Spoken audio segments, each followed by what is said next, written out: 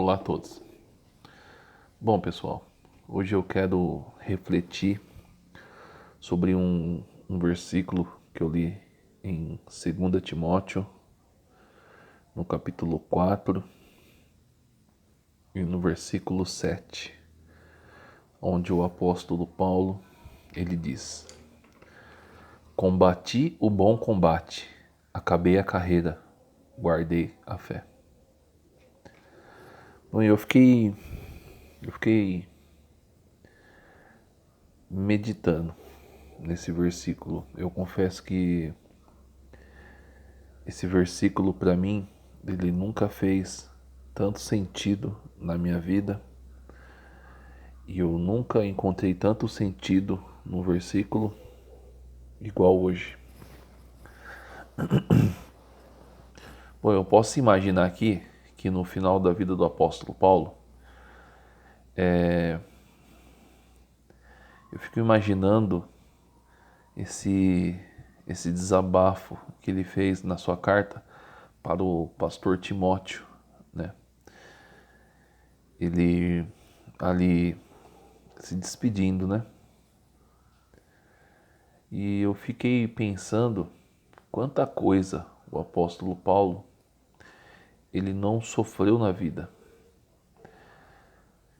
É claro que tudo foi consequência de tudo aquilo que ele fez, assim como eu, como você, nós um dia, nós iremos pagar pelo nosso pecado, nós estamos sendo julgados todos os dias por todas as coisas que nós cometemos. Eu fico imaginando o apóstolo Paulo, ele era uma pessoa, a gente não tem detalhes de como ele era, pessoalmente falando. A gente sabe que ele era um perseguidor de cristão, provavelmente ele não só autorizava, mas eu acho que também ele cometia esses delitos, eu acho que ele matava os cristãos também. Mas já dá para se ter uma noção de como ele era. E o que significa para mim hoje combater o bom combate?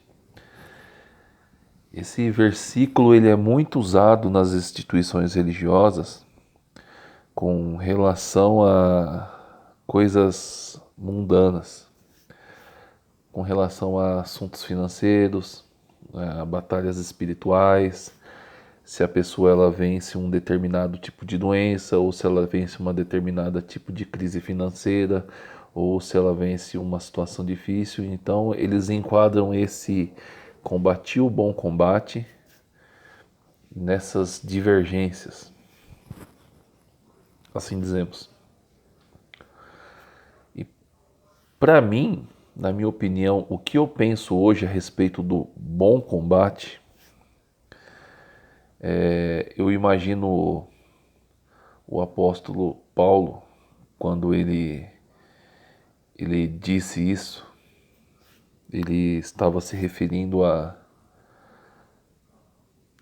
todo o seu egoísmo, todos os seus traumas, toda a sua vaidade, todo o seu medo, toda a sua insegurança, todo o seu complexo foi vencido. Vencido quando ele conheceu o Evangelho. Ele diz em Filipenses, no capítulo 3, que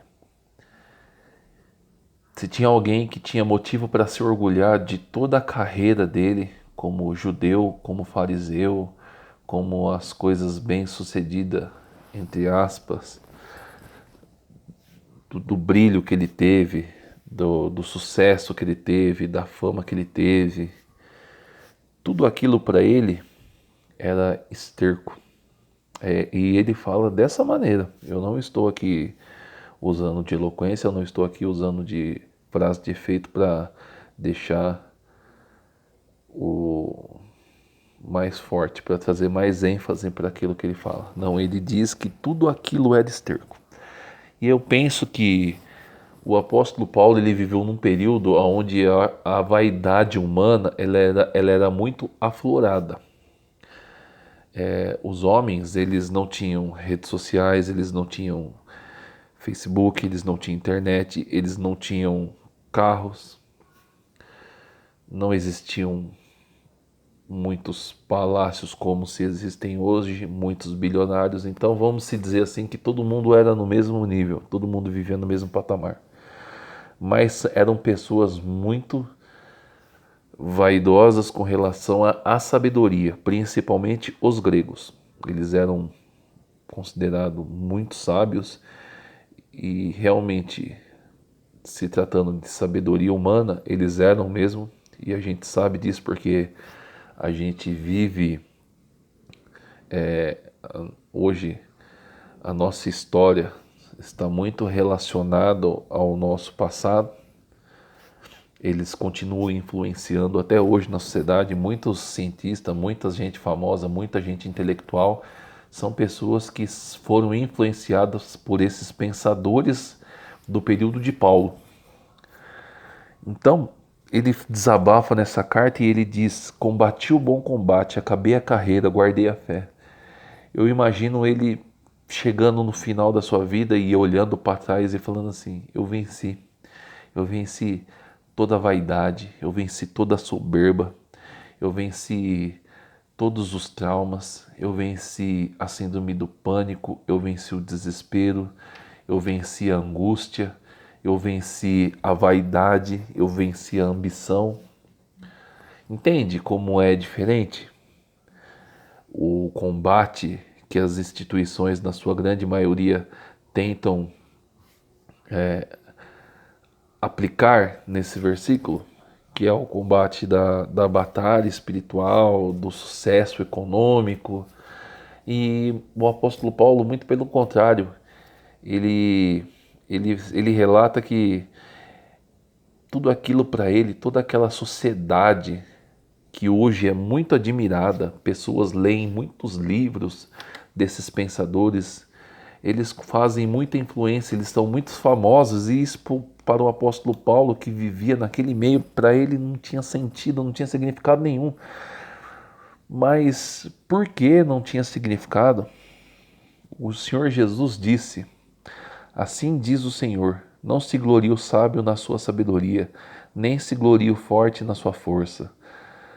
Não se glorie o rico na sua riqueza. E mais para frente ele dirá: mas aquele que se gloriar, se glorie-se nisso, em me conhecer.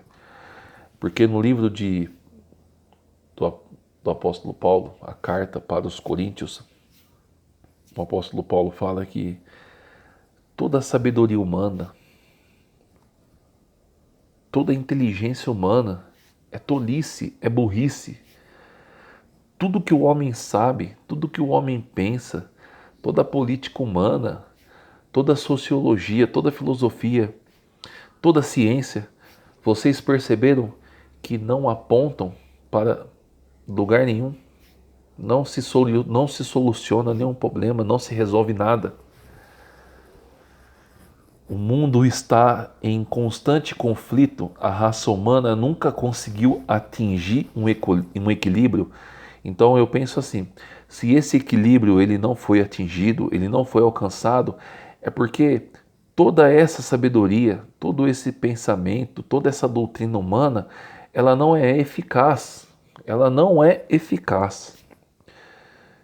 Me desculpa se algum cientista ou algum filósofo ou algum sábio, uma pessoa até que tem um entendimento maior do que eu de certas questões, certos assuntos da humanidade, é uma pessoa que tem muito mais capacidade do que eu, mas o que eu penso é que isso não resolveu o problema da raça humana, não trouxe benefício nenhum, não mudou nada, muito pelo contrário. O mundo se encontra cada vez pior. Eles não encontraram resposta para a morte, eles não encontraram resposta para muitas questões que acontecem na sociedade, por exemplo, por que as pessoas boas morrem, porque os maus vivem muitos anos. Eles não encontraram respostas científicas da criação do universo, eles não encontraram, são tudo teorias, mas que não levam para lugar nenhum. E tudo isso tem um berço. Tudo isso tem um berço. Tudo isso veio daquele período. E o apóstolo Paulo, ele viveu esse período, o período dessa vaidade, o período dessa ambição. E por que eu falo que isso hoje faz muito sentido na minha vida? Porque hoje eu vejo isso, eu vejo as pessoas discutindo. Eu também sou assim. Nós discutimos religião, qual é a verdadeira doutrina, qual é o verdadeiro evangelho, quem ensina a verdadeira fé. Nós discutimos política, quem está com a razão, se é a direita, se é a esquerda. Nós discutimos a criação. O mundo foi criado a partir de uma explosão, ou foi Deus que criou o universo? Então, nós estamos sempre em discussão e isso hoje é muito observado. Isso de fato está acontecendo. Todos são donos da verdade, todos defendem a verdade, todos têm as suas opiniões, todos sabem de alguma coisa, todos têm alguma coisa para falar. Mas, pessoal, no fundo, no fundo, no fundo, a gente sabe que tudo isso é vaidade. E nós estamos limitados dentro da nossa mente, dentro do nosso raciocínio. Nós não podemos e não conseguimos ir muito longe. Essa é a verdade. O nosso cérebro é como se ele tivesse um, um, um muro de vidro em determinado alcance e nós jamais conseguiríamos atravessar esse muro. Nós jamais conseguiríamos ir além. Não conseguiremos. Não conseguiremos ir além. Não encontraremos respostas para todas as perguntas. Não sabemos. E toda sabedoria humana, tudo aquilo que nós pensamos, tudo aquilo que nós falamos, na maioria das vezes, isso não é sabedoria, isso é loucura. É loucura. E o apóstolo Paulo, ele também diz, aqui eu consigo ver nesse versículo em 1 Coríntios 1,17, como ele era uma pessoa inteligente, mas ele não deixava que a sua inteligência influenciasse na tua pregação, no teu evangelho. Ele era uma pessoa que tinha um nível intelectual muito alto, mas como isso para ele era insignificante, porque ele sabia que toda a nossa sabedoria, tudo aquilo que nós achávamos que para nós é sábio, é inteligente, para ele é esterco, depois que ele conheceu o Evangelho, depois que ele conheceu a Cristo, que ele diz, porquanto Cristo não me enviou para batizar, mas para proclamar o Evangelho, não por meio de palavra de sabedoria humana, para que a cruz de Cristo não seja esvaziada. Então você vê aqui que ele fala que ele não usava o conhecimento, a sabedoria dele, ele poderia fazer das suas cartas uma grande dissertação filosófica. E se você já imaginou se o apóstolo Paulo, com todo o seu conhecimento, com toda a sua linguagem, com toda a sabedoria, ele escrevesse uma carta, como por exemplo um filósofo grego, que a maioria das pessoas não entendem porque não estudam para isso. Então, o evangelho que o apóstolo Paulo ensina, apesar de ser uma pessoa muito inteligente, uma pessoa muito sábia aos nossos olhos, um fariseu, um mestre da lei, um cidadão romano, um cidadão grego, que viveu na alta sociedade, com certeza estudou nas melhores escolas, teve como teu mestre Gamaliel, mas ele, se você observar as escrituras, se você observar as cartas do apóstolo Paulo, são cartas simples, porque não é ele, O foco não é o que ele sabe, não é a sabedoria dele, não é a bagagem, o currículo dele. O foco é o evangelho. E ele fala: não por meio de palavra de sabedoria humana, para que a cruz de Cristo não seja esvaziada. Ou seja, ele não queria ser paparicado. Ele não queria que as pessoas se apoiassem nele, ele não queria ter um fã-clube do apóstolo Paulo. Ele não queria que as pessoas admirassem ele por ele ser uma pessoa inteligente e usasse da tua eloquência para conquistar adeptos. Não, as pessoas, ele usava o evangelho simples, puro, carregado de amor, carregado de vida, de arrependimento, de amor ao próximo, de gratidão. É isso que você enxerga nas cartas do apóstolo Paulo. Simplicidade, humildade, contrição, um homem arrependido, aquebrantado por todas as coisas horríveis que ele fez. Gratidão, missão, amor ao próximo. Muitas cartas tinham o início: eu oro por fulano, eu oro por vocês, a minha paz, a minha alegria é porque vocês conheceram a Cristo. Então eu imagino a alegria do apóstolo Paulo quando ele chegou no final da tua vida e ele encheu o peito de fôlego e disse: Senhor, obrigado porque eu venci isso. Eu venci toda essa ambição, eu venci toda essa vaidade, eu venci toda essa hipocrisia, eu venci todas essas discussões a qual eu fazia parte, que nunca me levaram para lugar nenhum, nunca trouxeram sentido para a minha vida. Eu venci o ódio, eu venci a mágoa. Senhor, eu entendi que a minha vida não está nesse lugar. Então, pessoal, para encerrar esse vídeo, é isso que eu quero compartilhar. É essa aplicação que eu quero fazer em cima desse versículo. Combati o bom combate. Qual é o bom combate que você tem combatido? Você combateu o bom combate de tentar amar mais o próximo, se importar mais com a dor, com o sofrimento da pessoa que está ao seu lado? Você combateu o bom combate de melhorar o seu casamento? Você combateu o bom combate de melhorar o teu trabalho, de melhorar o teu relacionamento, de melhorar a tua comunhão com as pessoas, de ser a luz do mundo?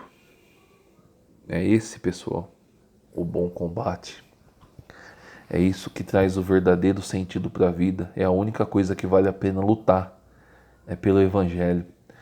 Não vale a pena lutar pela política.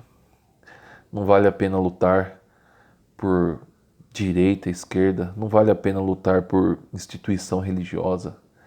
Não vale a pena lutar por homens, por doutrinas, por filosofia.